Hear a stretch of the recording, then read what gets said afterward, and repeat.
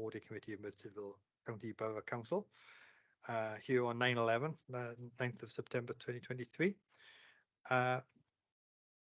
Says apologies for absence first off, but I just want to do some quick welcomes if I may. Sue, it's welcome back for you. Nice to see you after an absence, so it's great to see you back here.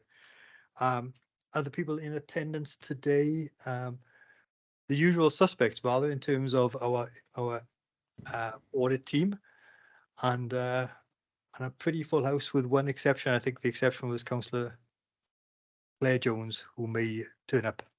Okay, excellent, thank you.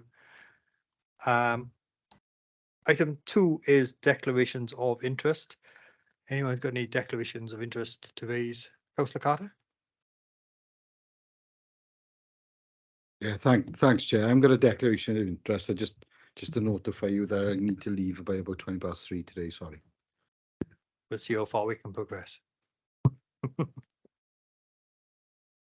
I don't see any hands up for any declaration of interest, so we can move on to the substantial business of the day. The first being agenda item 3, which is the minutes of the last meeting, which was back in June, back when it was warm. It seems that between meetings we've had frostbite, and because I remember it being a hot day in here. There we are. Monday the 12th of June. I won't go through the page by page, but if anyone's got any issues about accuracy, please shout. And to note that they are there for information only. Okay, so we're through to page 13 of the bundle, and the page 13 of the published bundle is item 4, which is the Governance Audit Committee action log. Helen, should I turn to you to take us through it? Thank you. Thank you, Chair. So the action log is monitored and maintained by RIAS and is updated prior to each committee meeting. As of today, you can see in the log there's 3 items that remain outstanding. Item 1, risk training for all GAC members to be undertaken once the head of policy and performance post is filled. Item 2, a column to be added to the corporate risk register, which highlights which cabinet or scrutiny committee who owns the risk. The register is scheduled for the next Governance and Audit Committee in October. So once presented, this item will be removed from the log. And finally, the head of RIAS to present or share the public sector internal audit standards reports with the Governance and Audit Committee members. This item is on the agenda for today and will be removed from the log thereafter. Thank you, Chair. Thank you, Helen. That's really helpful. So we've marked things as completed or very much in progress. So that's good news. Any issues, any questions for Helen? Okay, we'll go on to item 5. Item 5 is going to be a verbal update on the temporary housing statistics. Is anyone here to give us that update? I was expecting either Suzanne Stevens or Suzanne Lewis Abbott to be here. I don't see either of them in the room. Shall we postpone and hope they turn up before the meeting's over? And perhaps somebody can drop them an email to suggest that we are here. Okay, thank you. In that case, we'll swiftly move on to item 6, which is the Audit Wales programme of work and timetable, and receive the report of Audit Wales. I'm guessing, Ian, this is you, because I don't see any other auditors in the room either. Ian. Yes, I'll be leading on this. I think my colleague Alice is in the room as well, isn't she? Of course. My apologies. You sat right next to me. But yeah, it'll come to me first, and I'll pass you over. So yeah, this is as you say, this is the work programme update for quarter 1 up to the end of June 2023.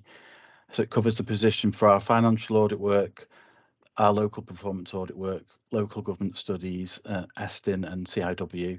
So it's essentially, as you aware, it's an item for information only, but I'm happy to take any questions.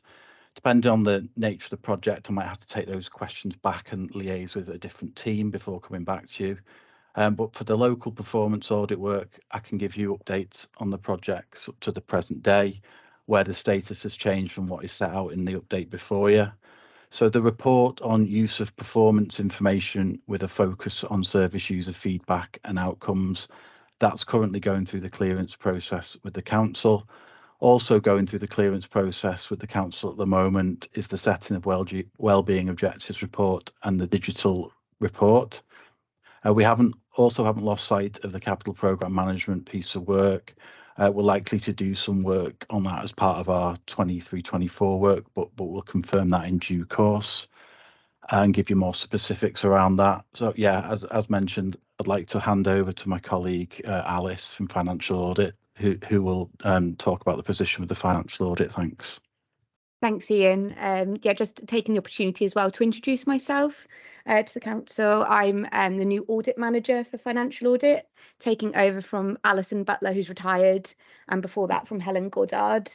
So we've been in place for the last month or so. So right as we start all the audit work, so straight to it.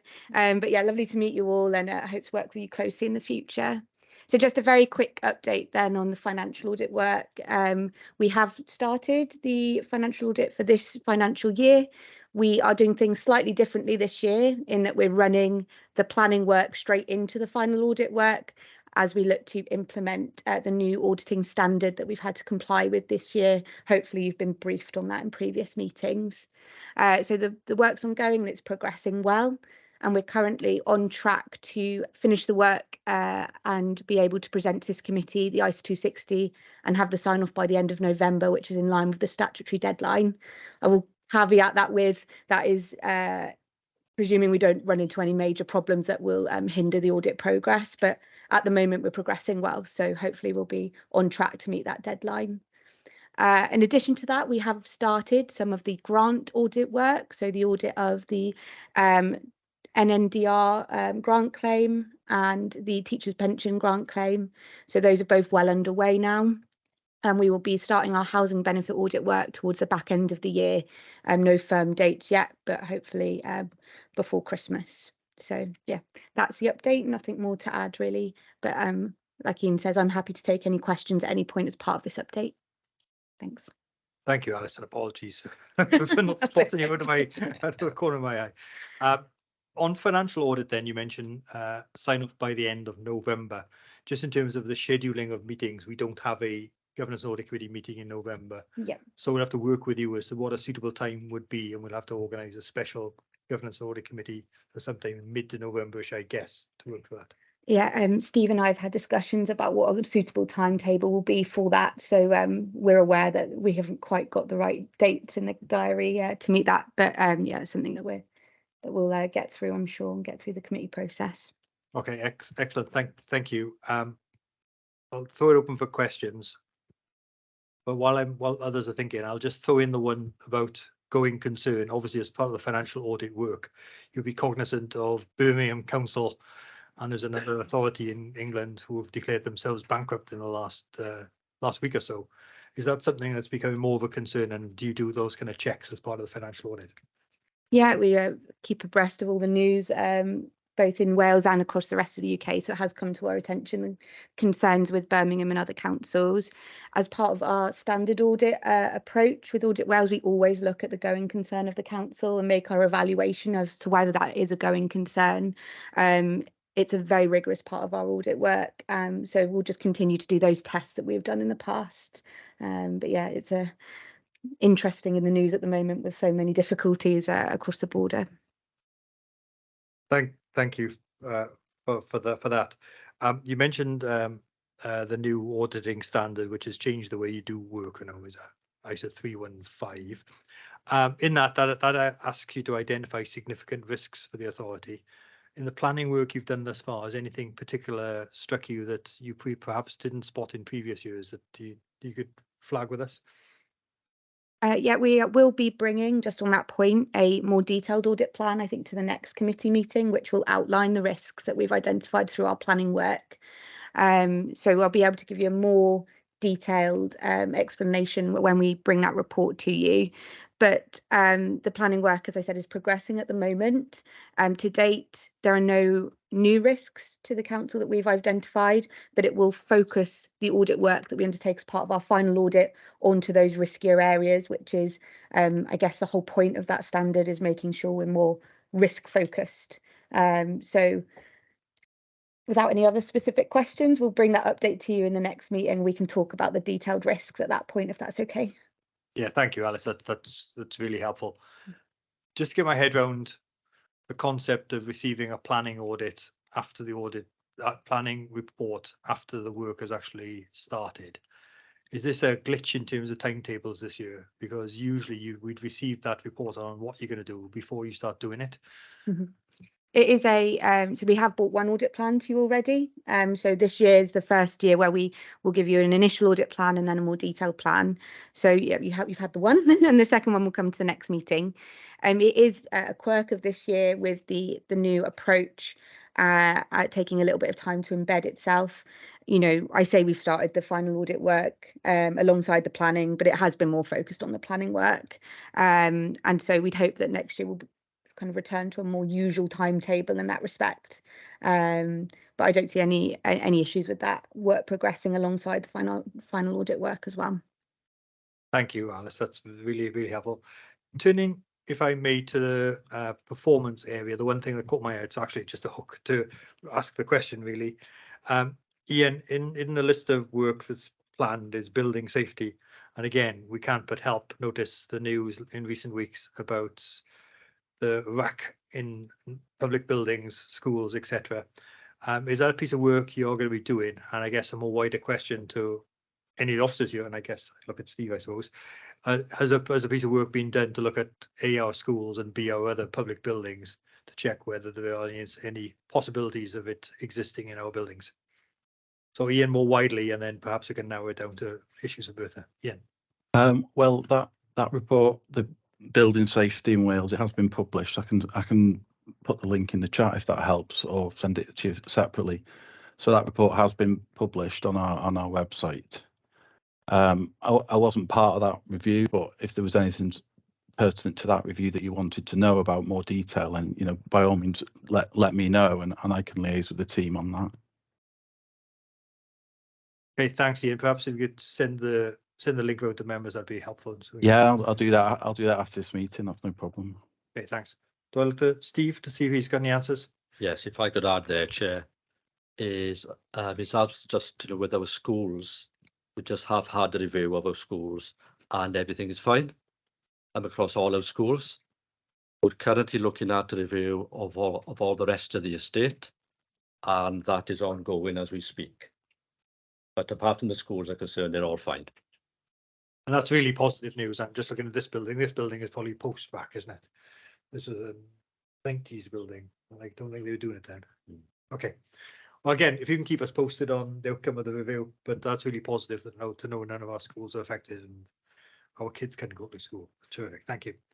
Any other questions for Ian or Alice? Okay, thank you. Both helpful update as always. We'll turn now to item 7, which is the meat in the papers, the 170 pages of the papers, which is the provisional statement of accounts. Perhaps I'll turn to Councillor Barry to introduce, and then to Steve and Adele. Yeah, thank you, Chair. Just a brief introduction to it, really. So a gross surplus of 2,859 million, net surplus following transfers to committed and requested earmark reserves 1.504. Surprising result after the year we had in terms of political and economic turmoil. I don't think we've seen such a year for decades, to be honest.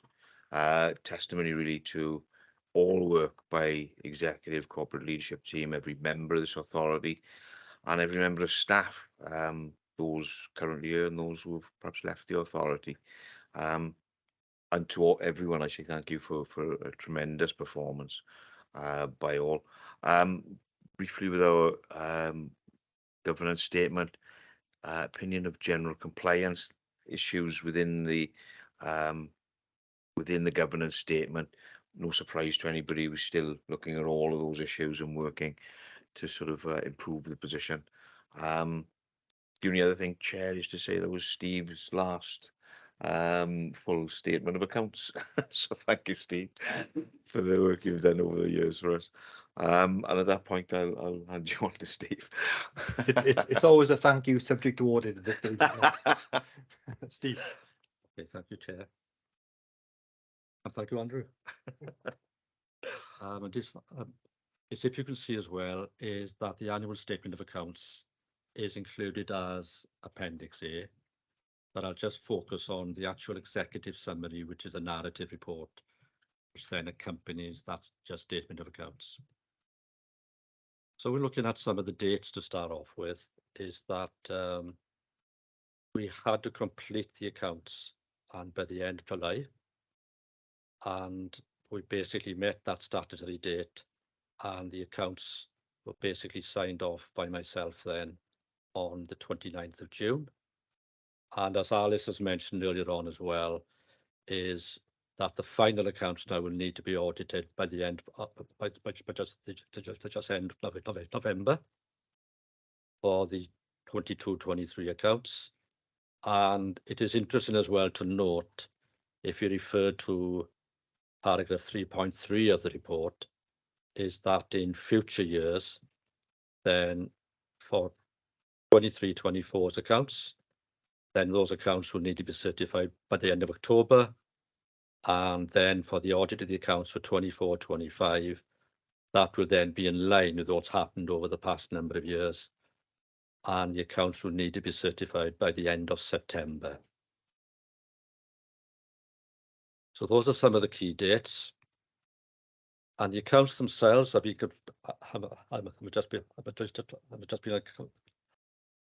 just been compiled and just in accordance with IFRS, which is set out in paragraphs 4.1. So we have a number of financial statements which we have to comply with, and those are then included as part of the statement of accounts.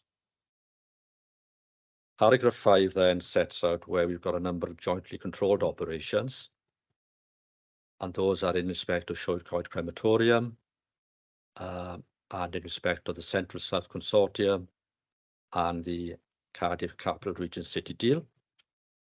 And those are included again as part of the accounts, and those have been consolidated. It should be noted though that the Cardiff City deal have not been included as part of the draft accounts because they weren't ready at that time, but they will be forming part of the final statement of accounts. So then going into some of the meaty stuff, I suppose, is under paragraph 7. And set out, we have a summary under 7.1, and that is of our adjusted revenue outturn for the financial year 22-23. And as can be seen, that we had a surplus of nearly £2.9 million. We then going to transfer nearly £1.4 million into earmarked reserves, and we are recommending that the £1.5 million then, which that is left, that gets transferred into the budget reserve, and that can then assist us in future years. So 7.1.1 sets out then some of the major overspends and major underspends, which are then included as part of the accounts. And you can see we do have some ups and also some downs there. So I won't go through those in any depth, but they are there. And if members want to ask any questions.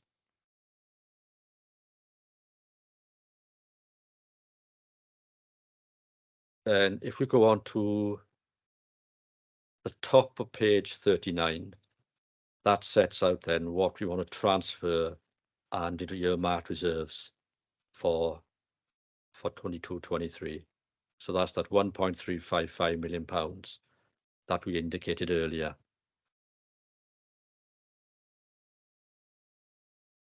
So 7.2 then, that starts then and to reflect upon our capital outturn for last financial year. And again, that was actually reported to Cabinet on the 12th July 2023. And as can be seen, we have an underspend on our capital expenditure for the year of nearly £1.9 million, but those schemes can be rolled forward into this financial year. So although it does show as if we haven't spent that money, that it can be rolled over into this financial year. And under 7.2.1, it indicates that we've spent nearly £38.5 million on capital projects against our planned capital expenditure of nearly 40.4 million.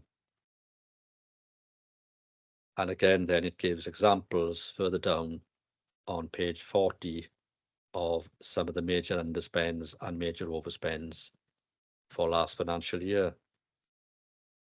Again, it's important, I think, as well, to draw your attention to paragraph 7.3.1, and that then confirms that when we reflect upon general reserves as at the 31st of March 23, they are still at £5.722 million, and that's the same figure that we had as at the end of 31st of March 22. So we've maintained our general reserves. And again, it is evident that that equates to 3.75% of our net revenue expenditure for 23-24. And members will also recall that under the corporate reserves policy, it basically indicates that we need to keep our general reserves at a figure which lies in between 3.5 and 4% of our net revenue expenditure, and just so we comply as at the 31st of March 2023. Then paragraph 8 then, that then summarises our adjusted annual governance statement. And again, that's in then a lot more depth as part of the statement of accounts. I just won't go into these in any depth, and they're there for members and to ask any questions about our AGS. So if I stop there, Chair, and ask if there are any questions at that point. Thank you, Steve. That's really helpful. And as Councillor Barry said, I think that's actually quite impressive to maintain our reserves, generate a surplus at year end, given where we're at.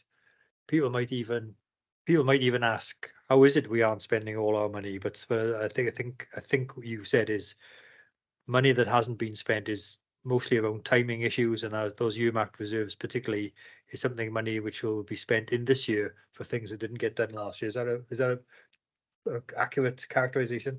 I think that is accurate. And if I can give you an example, and if you look at our capital financing costs for 22-23, we have an underspend on our capital financing costs, which we want to carry forward into this financial year, because if you reflect upon our capital outturn for 22-23, we had an underspend on our capital outturn, and so the two marry up in that we're carrying forward that revenue. That's revenue underspend. Okay, excellent. Thank you very much. I've got a couple of hands up, and by my machine here, it tells me that Councillor Roberts got to the button first. Quick off the draw, Chair. Thank you. Just a quick one from me. On page 40, under the Physical Regeneration Programme, on the second paragraph down, it says the Regional Bus Corps, £60,000 underspend. Slower progress was achieved on schemes identified within the programme than anticipated. Funding will not be utilised, will be lost, but the scheme will continue into 23-24 with a revised allocation. Why was this not spent, and could we have used that money to have protected the bus services in the county borough?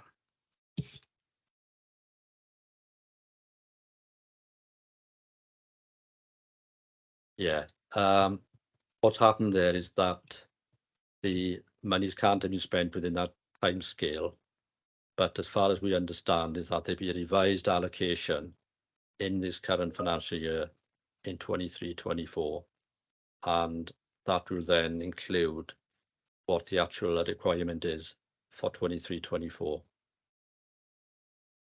Okay, thank you, I can Steve. find out a little bit more about it if you want some more. Yeah, this information there, I Councillor wouldn't Roberts. mind a bit more information on that, only because obviously we know how turbulent our bus service is at the moment. And once a bus service is gone, it's gone, you know. So if there was funding there that could have kept the service going, then I think, you know, we'd be in a far better position than having the funding in the next financial year and then trying to reinstate it, which may not be the case. The bus companies may not want to do that, but we are where we are, I suppose. Thank you. Thank you, Councillor Roberts. Councillor Tovey. Page 37, it said independent residential establishment. There was a net budget surplus of 647,000, mainly from a change in accounting practices, really. Does that mean that that's next year will be 600,000 in deficit, or?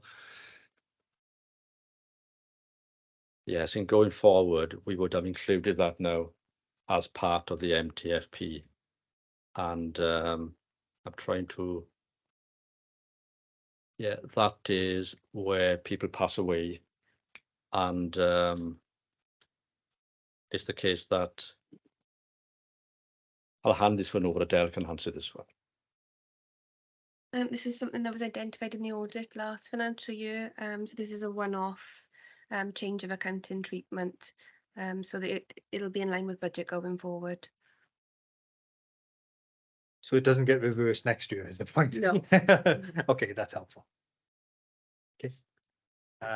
Councillor Scriven. Yes, thank you, Chair. Page 54, I'm just looking under the governance and resources head in the parking services. So obviously there's a net budget surplus of 163,000. I'm just wondering whether or not we've got the figures to identify how much of this is coming from PCNs, how much is coming from parking, but also specifically, can we identify how much is coming from the permitted areas as well? And I know Councillor Barry will be aware as well of the complaint just recently this week about the issues from Lower Thomas to Upper Thomas Street. Our permit areas, when they were first introduced, would have been okay for the family unit car, but obviously as things have gone on, that's just not the case anymore. We've got many residents that are parking on double yellows. You've probably got 3 or 4 cars per household, everybody needing their own independent travel. We've got issues of public transport, and those PCNs, as far as I'm aware, are coming in heavy from people who are paying for permits for their own areas. So I'm just wondering how that breakdown works and how much we are actually taking in PCNs. We can get you the figures. We can go the figures with us at the moment. You make a good point, though.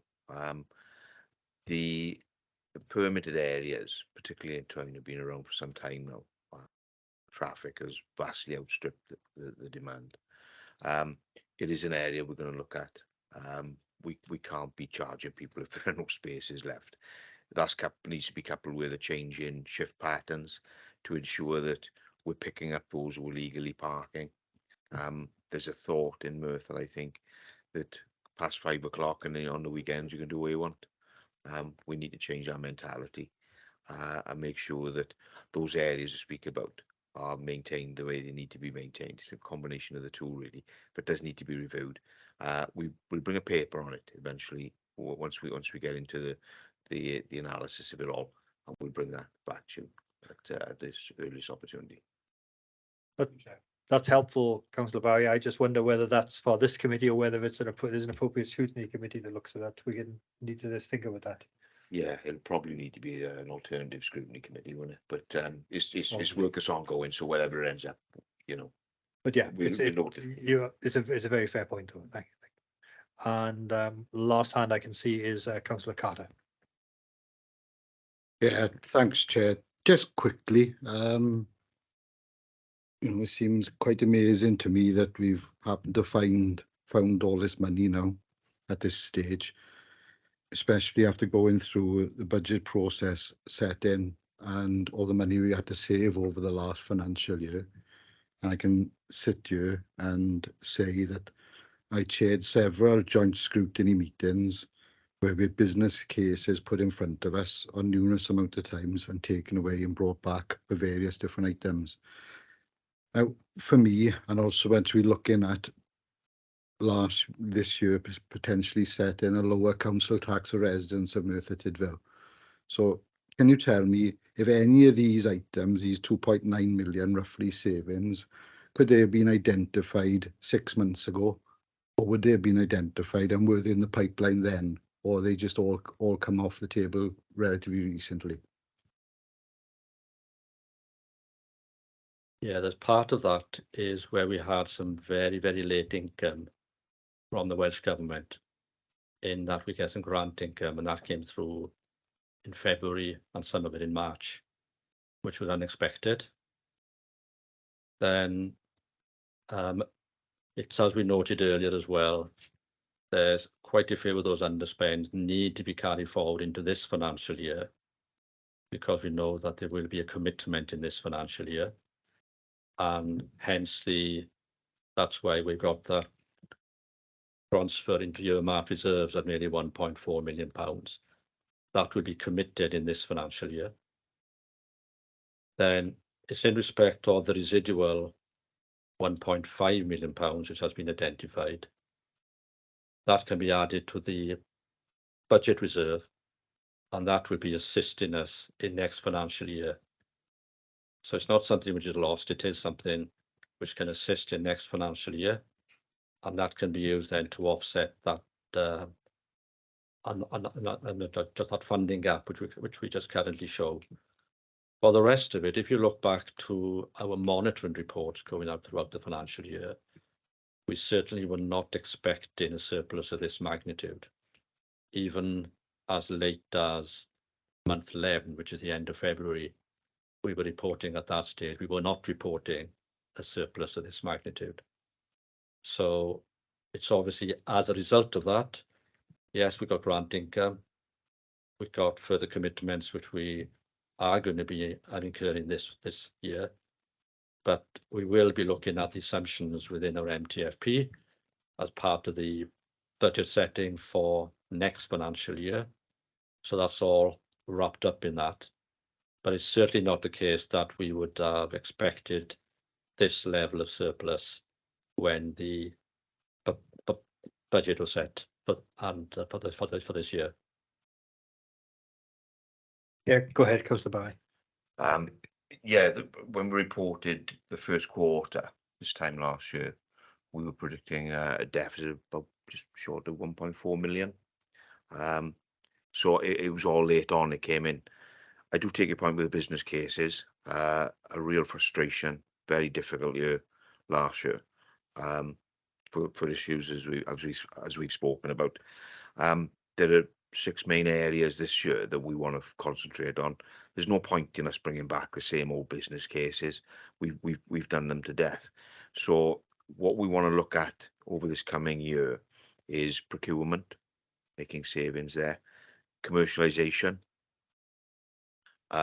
looking at personal performance measures, agile working in relation to the asset register. We need to determine now, 4 years in, what our agile working policy is. If 50% are staying home, we've got 50% of our assets that we don't need anymore, so we either need to repurpose them or move them on. We need a critical view of the MTFP in terms of demands, and the use of AI and new technology where we can always make savings. So there's a drive now to look at it differently. I think we're getting to a point. The point was made about Birmingham earlier on. We need to fundamentally change what we do and how we operate, and that's what we're looking at now over the next 12 months. In addition to any business cases identified by officers they can bring to the table. So there's still a long way to go. Steve, do you want to follow up? Yes, if I could add as well, that for the budget for this financial year, it's, if you recall as well, we did use £5.5 million of reserves. So that is a significant amount of reserves which we did use, and to protect those services and to keep council tax low as we possibly could. So £5.5 million worth of reserves is not something we've used over my time in this role. So that was something we had to do in this financial year. So as well as if we knew that there were those underspends coming forward, then we wouldn't have been using that level of earmarked reserves either. I just follow up before I bring Councillor Carter in, just to follow up on the original point is we didn't find out about some of these till quite late in the year. Is it that officers, departments knew about some of these, or some of these might be coming to fruition and decided to hold back on declaring them, just in case they were going to spend them, or were they genuinely all month 12 adjustments? It is something that is part of the budget round for next financial year. We have got a review underway because, as you say, it was a surprise to myself that we did have a swing and a significant surplus at the end of the financial year. It certainly wasn't something I was expecting. And so we are having a review on the MTFP assumptions and to make sure that those are as accurate as we possibly can, obviously with some of the assumptions, especially in social care. You've got to go with what the data is basically telling you at any certain stage. But we do perhaps understand that we need to be a bit more robust in going forward with those assumptions. But as I said, really, it just was something unexpected. Councillor Carter, you want to come back in? Yeah, thanks, Chair. Very unexpected, perhaps I would say, Steve. Somewhat surprising. To put it in perspective, I suppose, and to put it where I actually am at the moment, I would probably say quite frustrating with regards to a lot of things, if that makes sense. In terms of what we actually saving then, and just going to what Councillor Barry has said, so we roughly have come in a 4.2 million and under saved. If we save 2.9 plus the 1.4 budgeted deficit, is it? So we've actually done better than what we thought we would have done anyway. Does that make sense? Yeah, if I can give you some figures, I've just looked at what we were reporting as at month 11 for last financial year. So that's the end of February. And the statement we were reporting at that stage was an overspend of £566,000. So that's what we had as a projection for 22-23 as at the end of February. So if you take into account then the surplus for the year and add on what we were expecting, then yes, as you say, there's a swing there of around £3 million. But again, I've got to, just got to emphasise that a significant amount and just of that swing was additional grant money, which was unexpected. And if I could say that what the Welsh Government do is that they wait until the end of the financial year, they then refer as to just how they've done in that financial year. If they've got overspends, then they will transfer some of those overspends. And that's what happens really, is that they look at where the pressure points are and they will give additional monies late on in that year. So through February and March, we had some additional monies. And I can't overplay that because that was a significant amount. But again, I must stress as well that some of the other headings, they just were unexpected. And so that's something in going forward, we we just are reviewing. Thank you, Steve. Thank you, Councillor Barry. The helpful answers. Councillor Scrivens, was you hand up or you've been done? My question. Okay, thanks. A couple of others. One which Colin Prosser raised in the pre-meet. I don't know, Colin, if you want to discuss it, or you're happy for me to go ahead. Do you want to go ahead, Colin? Yes, I wasn't sure we were fully into the appendix, but yeah, my question related to page 46, I think it's the fourth item there, where it mentions a vacant post of the Director of Governance and Audit. So I wonder what the history was of that, decision making around it, how that's covered in providing executive support, and what's the decision on that going forward. I guess, Steve, you? Yes, it was a post really, which just did come out of the Assurance Board when we had them with us a number of years ago. And that was a recommendation that we needed that post above our corporate centre, as it were. We tried to recruit. There's been an advert out on 3 separate occasions, and we haven't had any sufficient candidates back. So at this point in time now, it's still all wrapped up. It is a vacant post in the structure. It's as we currently speak, but it is going to form part of our corporate centre review and as part of the budget setting again for 24-25. And so as to see whether or not we are able to recruit, or is there another way we could basically serve that service area.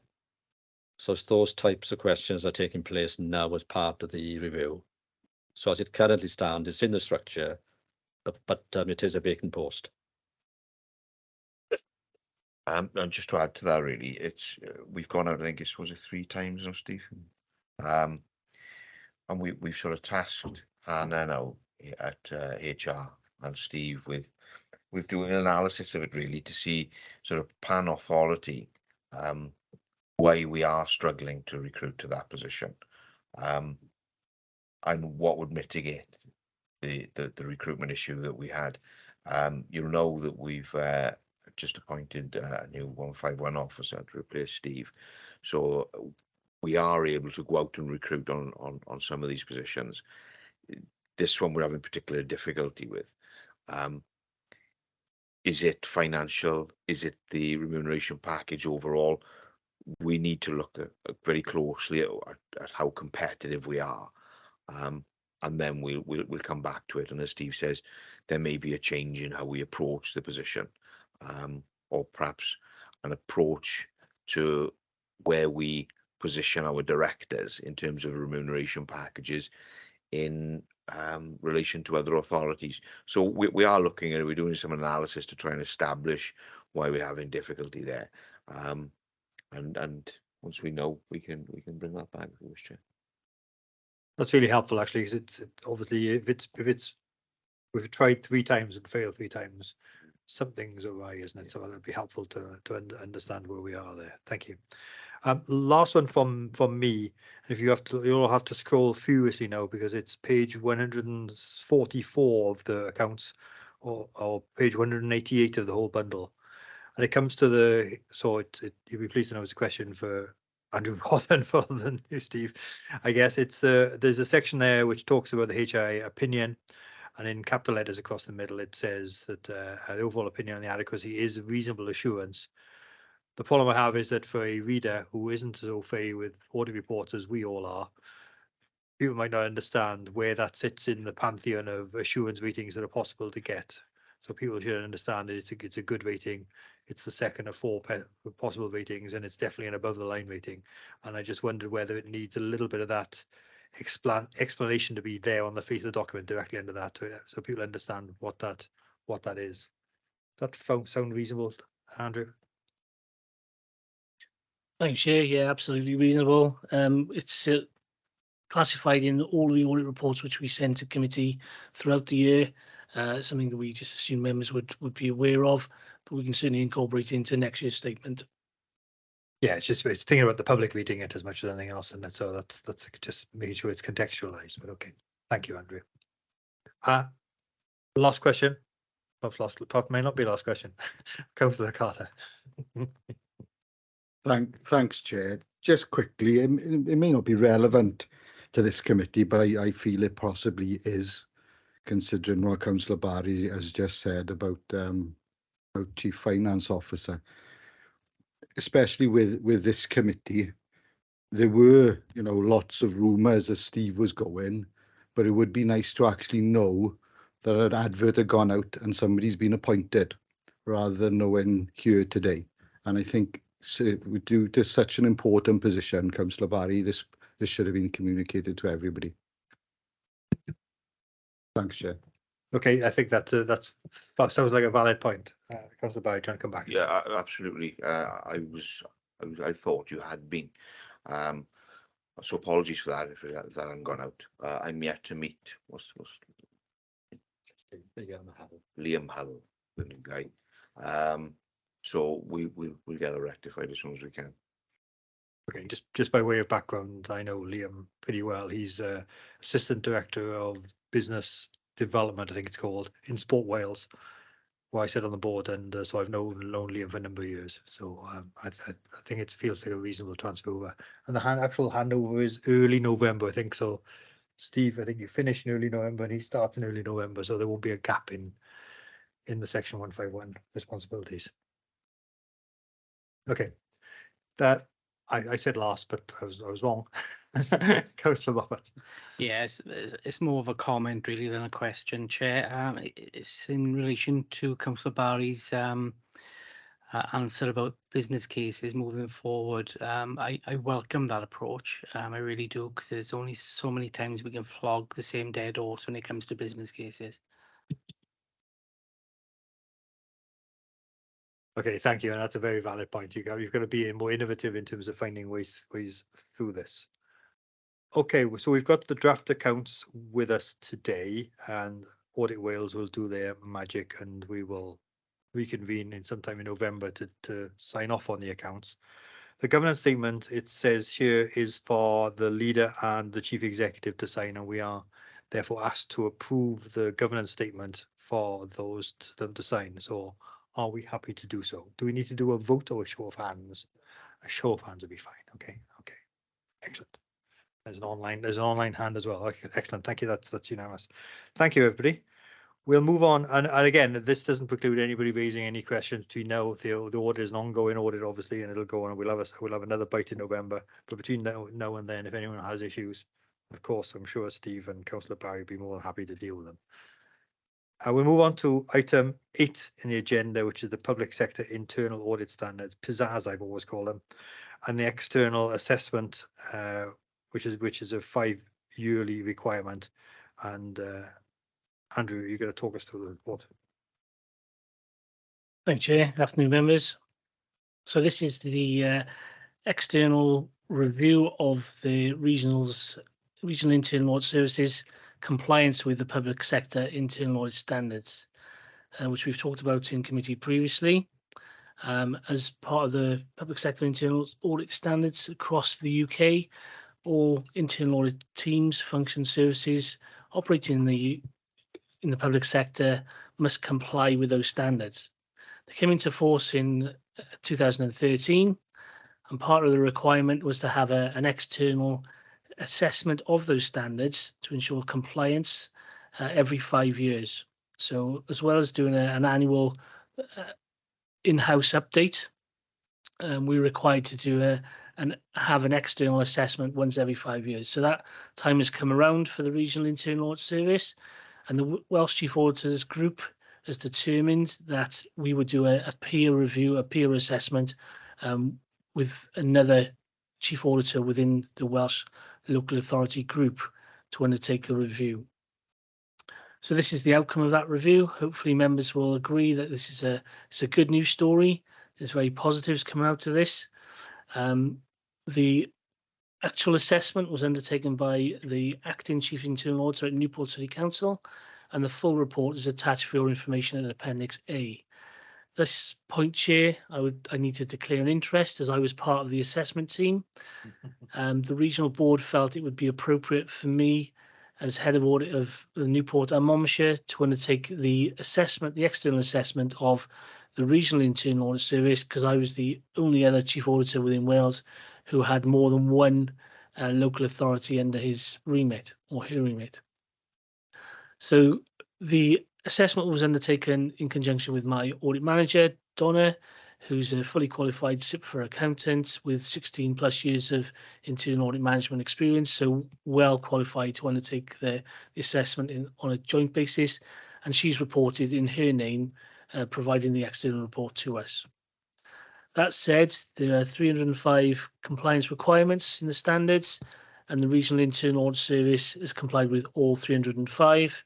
There are a couple of areas for improvement, nothing significant, very minor, but we will continue to improve the way we deliver our services to provide you with assurance that we are providing a professional internal audit service.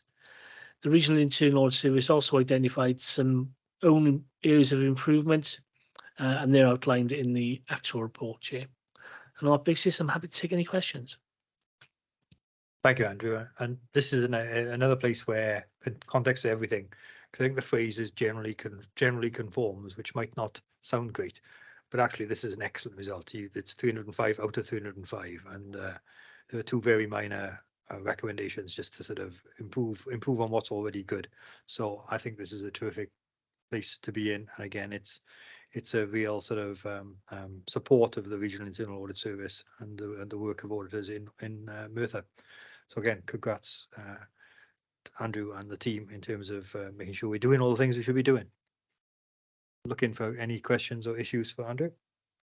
Given the clean bill of health, though, I suspected that we wouldn't. So with that, we will move on. And the next item on the agenda is this committee's annual report, and you will note that the front cover is actually the wrong front cover paper. But I'll quickly talk you through it, and we can get to the report itself. Is effectively an analysis and a report to council about the work of this committee. So it goes on to talk about firstly why we're here, the statutory basis here, and membership.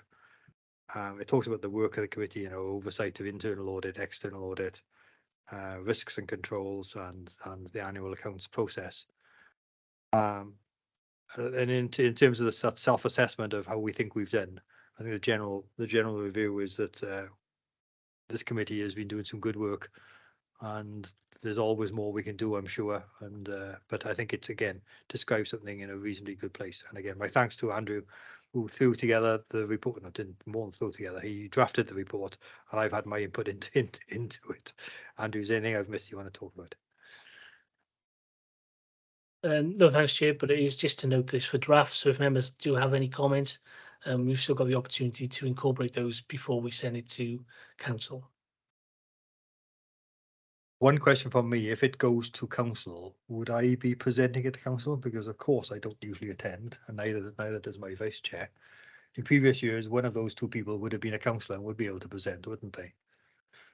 So I don't know what the arrangements are. We can certainly check in with but in previous authorities I've worked at, the chair of Governance and Audit Committee, who is the lay member, has presented it to council, but we'll certainly clarify that future. I'd be very happy to. Okay, thank you.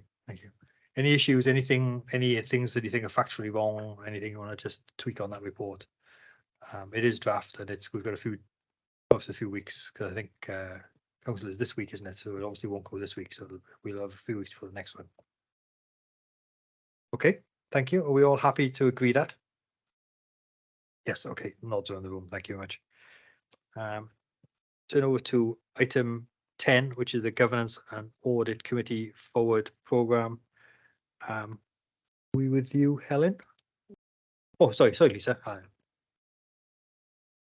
Thank you, Chair. So agenda item 10 is the Governance and Audit Committee Forward Work Programme.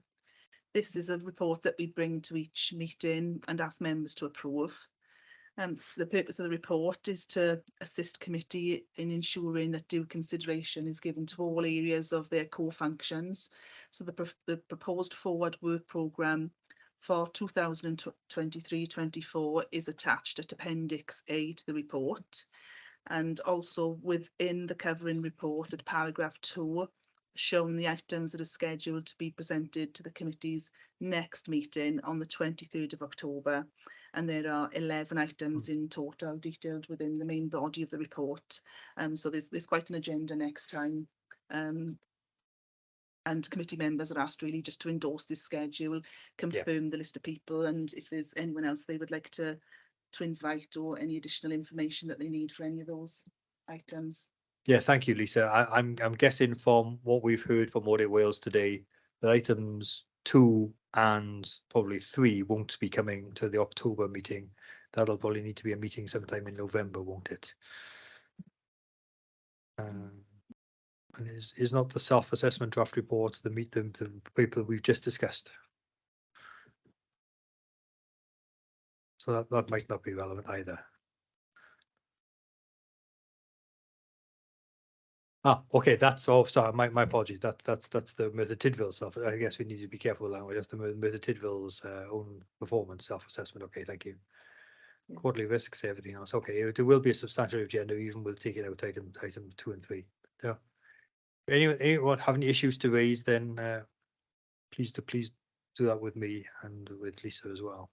The one thing I would say is item 1 is we said last time was going to be a standing item because of the limited assurance report we had on temporary housing in the authority, and we haven't had the opportunity to have that discussion today. So we absolutely will need a verbal, and perhaps we should seek a written written report to accompany it next meeting as well. Anything else for anybody else on that one? Okay, thank you. Last substantive item on the agenda is agenda item 11, which is the internal audit information reports. Who's taking that? Lisa. Thank you, Chair. So agenda item 11 is the information report. So the purpose of the report is just to provide information to members of the committee on our finalised internal audit reports for the period 27th of May to the 2nd of September. Copies of these reports in full have already been provided to members, and members can review or consider these reports in more detail at a future meeting. Table 1 at paragraph 3.1 of the report shows that we've issued 4 finalised internal audit reports during the period mentioned. 2 of these reports are finalised reports relating to last financial year's plan, and 2 relate to 2023-24. It's pleasing to note that from the audit opinions, all 4 have been given a reasonable assurance, and the table also shows the number of recommendations made, whether they are high, medium or low priority, and I'm happy to take any questions on those. Thank you, Lisa. They're all available on modern.gov. So I've read through them. I think that nothing leapt out to me as things I didn't think needed to come back to committee, but I'll see if anyone else disagrees with me. My one question, Lisa, was on the 4th of 4, which is the Regional Consortium Improvement Grant Certification. It found absolutely nothing wrong, yet you only gave it a reasonable assurance rating. I wonder what's thinking behind not going towards a substantial. Yes, Chair, thank you for that. As part of the sign-off of the grant, we select a sample of schools. The sample is selected on a rolling basis so that year on year we visit all schools within the county borough fairly and equally. There are different elements of the grant which we looked at, and for one element of the grant funding we were unable to have any information from the school because they were unwilling to cooperate with us because of the action short of strike, the union. So we didn't feel it was right to change our sample because we don't change samples. Our sample is our sample and we base our opinion on that sample. So we've given a reasonable assurance because there was one aspect of the funding that we were able to check across all schools, but there was one aspect of the funding that we could only do on certain schools. So there was a limitation to our audit scope, which resulted in the reasonable rather than the substantial opinion. Thank you, Lisa. That's really helpful to understand the context of that. Okay. In that case, I'm entirely happy. Thank you. That takes us on to, well, no one has attended from housing, so it takes us on to reflections, evaluation. Helpful meeting. There's an awful lot in numbers in the accounts, and we're certainly not all finance experts to be able to analyse, and some of us might have had our calculators out last night trying to add up columns.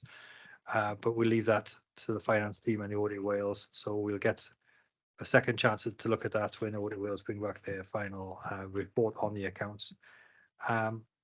Any issues anyone wants to raise about the meeting itself, except yet again, it's a warm day. last thing is any other business. I was going to say any other business. Our next meeting is the 23rd of October, and we'll probably need to have something in November as well. And my last note was to check, is this Steve's last meeting? And no, it isn't. He's going to be round at the end of October, so I'm sure he's looking forward to that. And well, make sure we give him a gentle farewell.